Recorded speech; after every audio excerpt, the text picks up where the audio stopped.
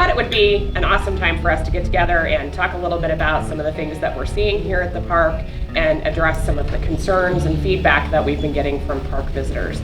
So I'd like to open the conversation and just kind of talk about some of the things that you guys are seeing. What are some of the trends? I think one of the great things to start off with is that so many people are discovering the park for the first time. You know, people need these green spaces. They need that outdoor time to kind of get out of the house, get some fresh air, kind of recharge, and then return back to, their self-isolation. So it's been really great. We have seen record-breaking attendance on the weekends especially, so long wait times and really big impacts on the park, but overall it's been a pretty positive thing to see people using the park for, recreation purposes. It's kind of nice people like discovered nature, Yeah. right? Right, which is exactly what we're here for. So we're really happy to see so many people out here enjoying the park. But it does have an impact, unfortunately, with that many people, even on their best behavior. So we have seen an increase in trash. And some of that is just volume, but sometimes people are not putting it in the right place.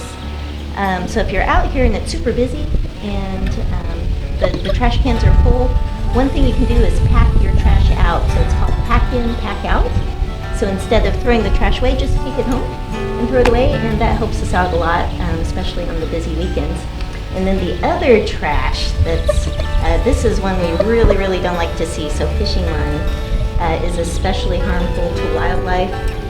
There are fish hooks in here, so this can be dangerous. We've got little kids out exploring in nature, which we want them to do, but we don't want them to get hurt, and we don't want our wildlife to get tangled up. Will had an exciting rescue yesterday with a goose that got trapped in fishing line, and luckily we were able to free the goose, but that we aren't always able to help them.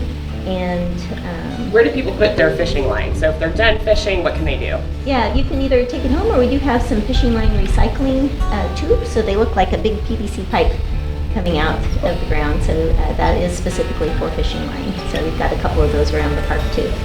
What about garbage? So if you're walking along and, maybe it's early in the morning and you're walking along and you see garbage scattered around the trash can.